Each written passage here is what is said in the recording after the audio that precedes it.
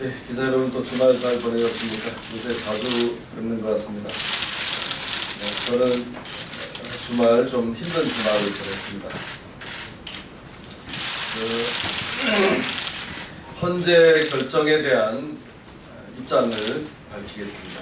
이젠 진실을 알고 싶다. 대통령은 결국 탄핵됐고 이제는 정말 진실이 무엇인지 알고 싶습니다. 하지만 이거는 역사가 증명해 줄 수밖에 없습니다.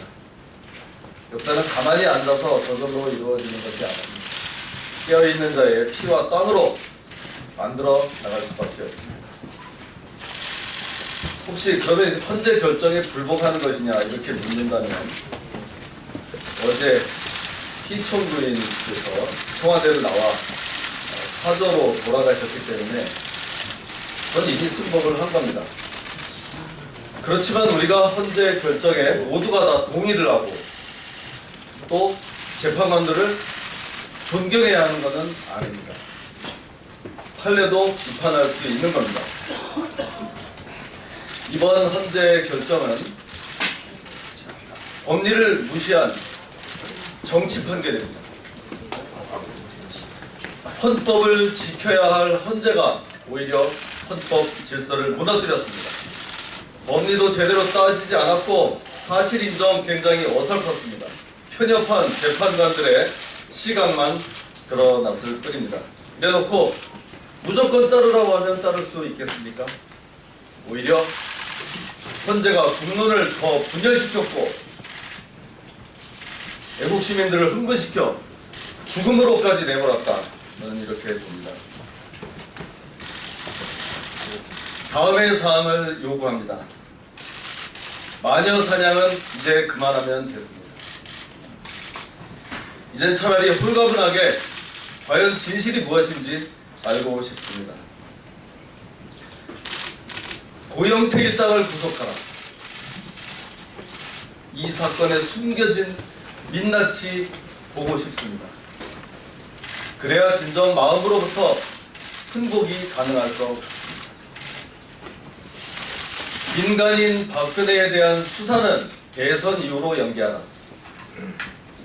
이 사건을 더 이상 정치적으로 이용하지 말길 바랍니다. 황교안 권한대행은 말로만 권한대행 하지 말고 법무부에 지시해서 이 사건 수사와 관련된 권한을 확실하게 행사하길 바랍니다. 저도 법조인으로 수십 년 동안 법을 공부해왔고 특히 법원의 판결은 존중하면서 살아왔습니다. 그렇지만 헌재 결정문을 꼼꼼히 읽어보면 수긍이 가기는커녕 오히려 분노가 치밉니다.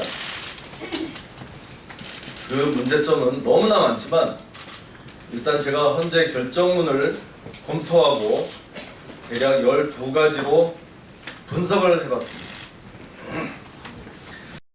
이 기자회견문의 12가지를 전부 정리해서 여러분께 나눠드렸는데 자세한 것은 그걸 좀 참고해 주시기 바라고요.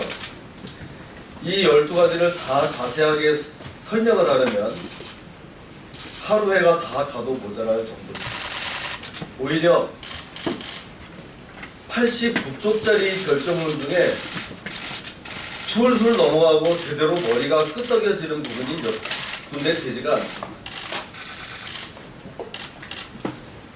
그래서 이 문제가 있는 겁니다. 그 12가지에 대해서 여러 가지 시간상 제약 때문에 간단하게 도대체 무엇 때문에 그러나 하는 정도만 알 수 있게 여러분들께 말씀을 드리도록 하겠습니다.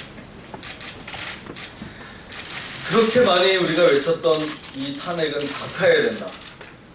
요건과 절차가 제대로 갖춰주지 않았다. 이것에 대해서 헌재는 변호인단이 다 합의해놓고 이제 와서 무슨 소리냐. 우리 저기 비서관 보고 신청서 하나만 줘. 신청서 하나만 달라고. 이건 미리 챙겼어요.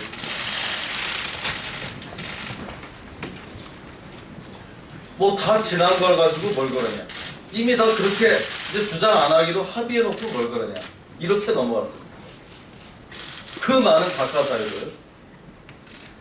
자, 그거는 합의를 할 대상이 아닙니다. 직권으로 조사해야 될 사람입니다. 뭐 늦어서 이제 여태까지 다 재판해놓고 이제 와서 그런 게 어디 있습니까? 선고하기 전날이라도 문제가 있으면 헌재가 스스로 적극적으로 따져봐야 되는 사유인데 합의해놨으니 이제는 뭐 더 들여다볼 필요가 없다는 식으로 넘어갔습니다. 말도 안 되는 겁니다.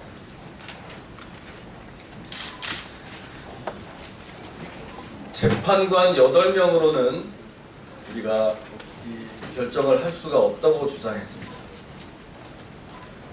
근데 헌재는 8명으로 할 수 있다. 법적으로 아무런 문제가 없다.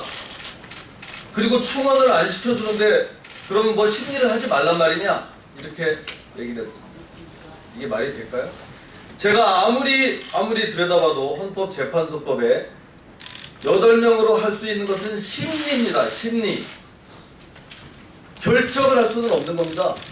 그런데 무슨 법적인 장애가 없다고 이 선량한 국민들에게 그런 식으로 오도를 합니까? 헌재법 22조에는 그렇게 딱 나와 있고 23조에 7명 이상의 출석으로 사건을 심리만 할 수 있도록 되어 있는 겁니다. 이거는 국회로 따지자면 의사 정족수입니다. 심리는 할 수 있지만 마지막에 결정을 할 때는 9명 전원이 있어야 된다는 것이 법에 명시되어 있고 자신들 스스로의 결정에서도 밝힌 바가 있습니다. 대통령 권한대행이 현재 소장을 임명해 주지 못해서 이렇게 된 거다. 자, 여기서 하나 분명히 해야 될 것은 백보를 양보해서 권한대행이 현재 소장을 임명하는 데 논란이 있다고 한다면 헌법재판관만 충원에 넣으면 되는 거였습니다. 박한철 소장의 후임 소장을 임명하는 게 아니라 박한철 헌법재판관의 후임 재판관만 권한대행이 임명해서 9명을 채우고 그 후에 대통령이 새로이 소장을 그 9명 중에서 임명하면 되는 거였습니다. 이제 더 이상 그런 개변은 통하지 않습니다. 또 하나 있습니다. 이거는 여태까지 누가 주장한 사람이 없었던 건데요. 결정문을 보고 깜짝 놀랐습니다. 국회의 소추가 요건을 갖추지 못했다고 하는 것과 관련해서 국회 본회의장에서 토론도 없이 이루어졌다고 한 것에 대해서 헌재는 토론을 희망한 사람도 한 명도 없었으면서 무슨 소리냐 이렇게 얘기했는데 전혀 사실과 다릅니다. 저도 희망했습니다. 작년 12월 9일 저도 반대 토론 하려고 했습니다. 우리 존경하는 조원진 의원이 당일 국회 사무처에 발언 신청한 신청서입니다. 12월 9일 14시에 의사 진행 발언을 신청했습니다. 그런데 아무도 신청한 사람이 없다고요? 희망한 사람이 없다고요? 이게 무슨 말이냐? 이렇게 중요한 것에 대해서 반대 토론을 할 사람이 왜 없겠습니까? 조원진 의원도 하려고 했고 저도 하려고 했습니다. 그런데 인사에 관한 사항이고 뭐 어쩌고 해서 이거를 받아주지 않겠다. 그러니까 조원진 의원이 의사 진행 발언이라도 신청을 한 겁니다. 서면이 있지 않습니까? 정세균 의장이 이것도 받아주지 않았습니다.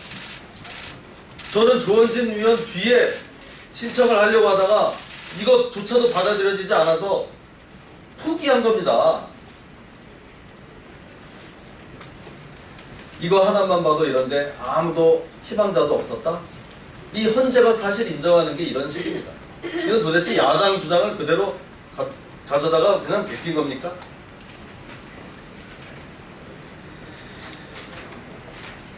자, 이제 네 번째인데요.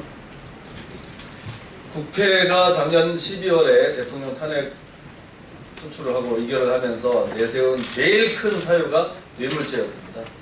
이 두 가지 재단을 설립하면서 특가법 뇌물 수수를 했다. 그 다음은 뭐 세월호 생명권 침해했다.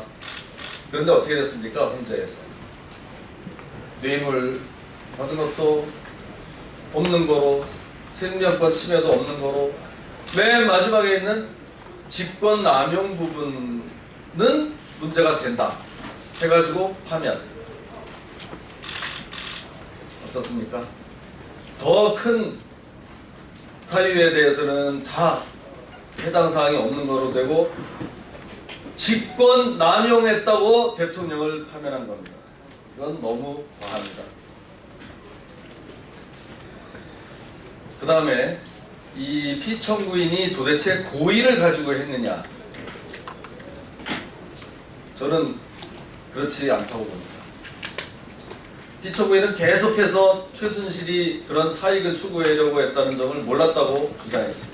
그런데도 헌재는 받아들이지 않았습니다. 그러면서 이 다음에 나오는 말이 더 문제입니다.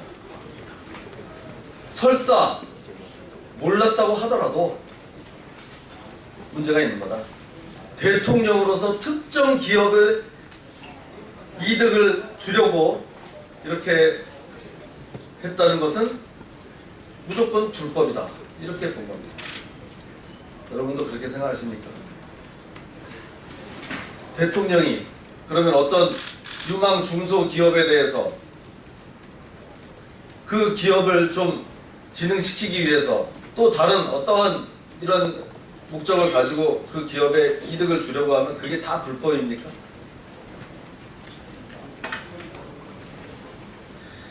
이런 식으로 따지면 여기 있는 국회의원 300명 중에 안 걸릴 사람이 도대체 어디 있습니까?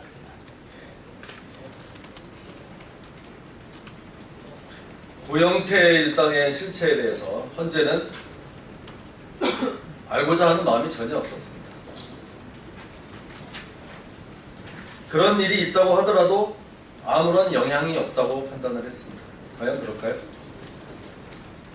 정말 국정농단을 한 것이 최순실이 아니고 고영태 일당이고, 최서원은 고영태에게 속았다고 해도 아무런 영향이 없을까요? 그렇다고 한다면 대통령도 최서원에게 속았을 수도 있다는 것이 훨씬 더 상식적이지 않습니까? 그런데 이거를 아무런 영향이 없다고 한 줄로 그냥 쳐버렸습니다. 자, 이제 7번째, 역대 대통령들의 비리와 비교했을 때 이번 우리 피청구인은 훨씬 적었다라는 주장을 했는데도 그거 뭐 아무 상관없다, 불법의 평등은 없다, 이렇게 교묘한 말을 써가지고 이렇게 이게 말장난으로 넘어갈 겁니까? 과거는 묻지 말라고 넘어갈 수 있는 겁니까?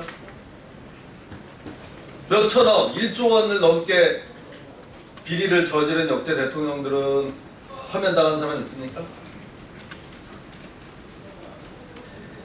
또 이 결정문의 뒤로 넘어갈수록 점점 더 가관입니다.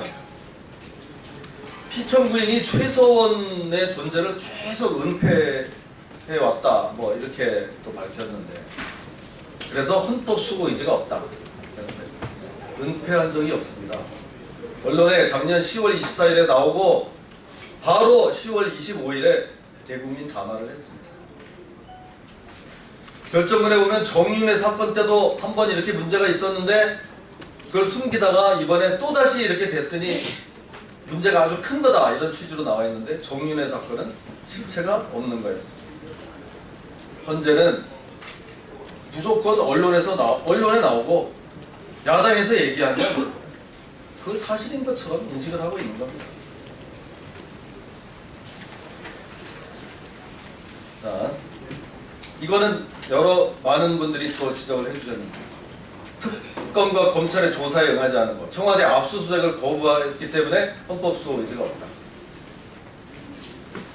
여러분, 청와대 압수수색은 할 수가 없는 겁니다.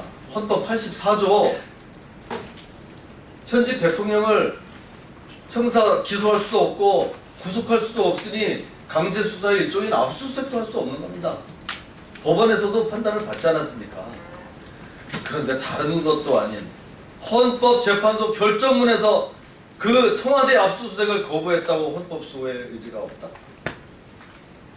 정말 헌법수호 의지가 없는 것은 피청구인이 아니고 바로 헌법재판관이 아닌가 저는 되묻고 싶습니다. 한 가지 더. 이미 대통령 권한이 정지된 피청구인은 압수수색을 받아들이거나 거부하거나 할 권한 자체가 없습니다. 권한이 정지되어 있는데 그걸 거부했다고 책임을 지우는 겁니다.